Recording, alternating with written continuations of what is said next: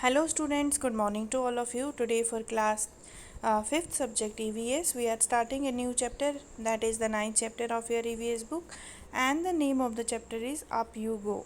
तो आज का जो हमारा टॉपिक है पेज नंबर 79 पे है और चैप्टर का नाम है अप यू गो। आप कितना ऊंचा जाते हो, ठीक है। ऊंचा जाना मतलब पहाड़ पे चढ़ना। और 2 फरवरी 1984 माउंटेनियरिंग कैंप होता है जहाँ पे हमें बेसिक टेक्निक सिखाई जाती है कि माउंटेन्स के रॉक्स के ऊपर, आइस के ऊपर कैसे हमें क्लाइंब करना है।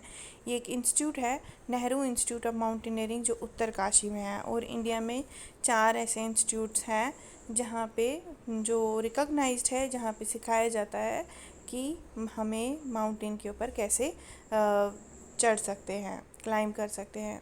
तो माउंटेनियरिंग एक स्पोर्ट है, एडवेंचरस स्पोर्ट है जो बहुत लोग करते हैं। बहुत लोगों को एडवेंचर पसंद होता है और वो सीखते हैं, टेक्निक सीखते हैं कि हमें वो माउंटेन्स पे, आइस पे, रॉक्स पे कैसे क्लाइंब कर सकते हैं। और जो 4 जगहें हैं इंडिया में जो रिकॉग्नाइज्ड है, वो उत्तरकाशी में है एक, जो जिसका नाम नेहरू इंस्टीट्यूट ऑफ माउंटेनियरिंग है। इसके अलावा एक पहलगाम में है, दार्जिलिंग में है और मनाली में है, ठीक है। तो ये एक लड़की की कहानी है जो बता रही है, तो हम पढ़ेंगे कि वो क्या बोल रही है। We were at the mountaineering camp and were very excited. हम माउंटेनियरिंग कैंप में थे और बहुत ही ज़्यादा एक्साइटेड थे, उत्सुक थे। 20 of us were teachers from केंद्रीय विद्यालय। हम में से जो 20 लोग थे वो केंद्रीय विद्यालय के टीचर्स थे। There were other women from banks and other institutions. और कुछ औरतें थी जो बैंक में काम करती है और कुछ बाकी इंस्टीट्यूशंस में काम करती है, वो लोग भी थे। Today was the second day of the camp. आज हमारे कैंप का दूसरा दिन था। In the morning as I got out of bed and put my foot down I screamed in pain. तो सुबह जब मैं उठी और जैसे ही मैंने अपना पैर बेड से नीचे रखा तो मैं ज़ोर से चिल्लाई, मुझे दर्द हो रहा था। I remember yesterday's 26 kilometre walk with the heavy rucksack on my back. तो मुझे याद आया कि कल मैंने 26 किलोमीटर वॉक किया है, 26 किलोमीटर मैं चली हूँ। ऊपर से मैंने अपने कंधों पे रक्सैक, जो बहुत ही काफ़ी हैवी था, वो भी उठाया हुआ था। I was afraid to go back to that steep climb and the rough narrow path। मैं बहुत डर रही थी कि फिर से मुझे उस स्टीप क्लाइंब पे चढ़ना पड़ेगा, वहाँ क्लाइंब करना पड़ेगा और वो नैरो पाथ से गुज़रना पड़ेगा।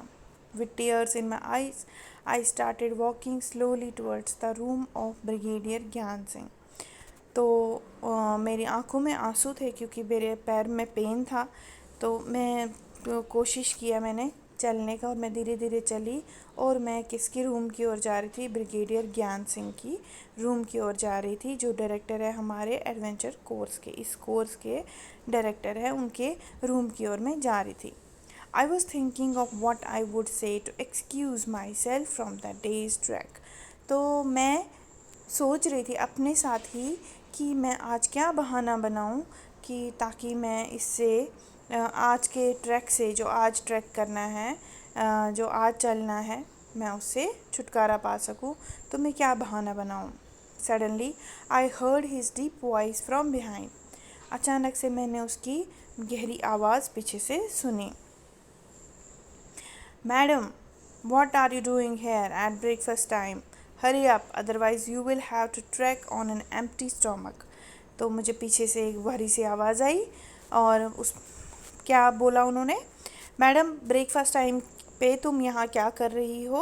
जल्दी करो, नहीं तो तुम्हें आज का ट्रैक खाली स्टोमक करना पड़ेगा, खाली पेट करना पड़ेगा।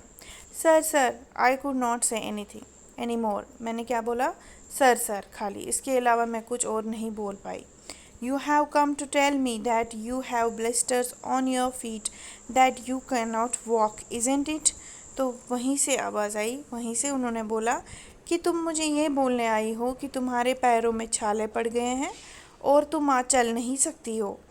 Yes sir. तो उसने, लड़की ने बोला, यस सर, हाँ मैं यही बोलने आई थी। That is nothing new. Now get ready quickly. तो उसने ज्ञान सिंह ने बोला वो कोई बड़ी बात नहीं है, वो कोई नई बात नहीं है, जाओ तुम जल्दी जाके तैयार हो जाओ। I hung my head and rushed back to get ready. मैंने जल्दी चली गई, मैंने अपना सिर पीछे की ओर किया और भागी और रेडी होने के लिए चली गई। I had just turned when I heard his voice again. Listen, madam, you will lead group number 7. मैंने फिर से पीछे मुड़ के देखा तो उन्होंने फिर से मेरे को आवाज़ लगाई थी, क्योंकि उन्होंने बोला लिसन मैडम, सुनो मैडम, आज तुम ग्रुप नंबर 7 को लीड करोगी, ग्रुप नंबर 7 की तुम लीडर हो। You will have to help any member who has difficulty in climbing the mountain. किसी भी मेंबर को तुम्हें हेल्प करना है जिसे मुश्किल हो रही होगी क्लाइंब करने में। You have already been told about the responsibilities of a group leader in the mountains. आपको पहले ही बोला गया है जो ग्रुप लीडर होता है उसकी क्या रिस्पॉन्सिबिलिटी है, तो आपको वो निभानी है आज। तो स्टूडेंट्स, आज हम इतना ही पढ़ेंगे, कल हम इसके आगे करेंगे। Thank you so much.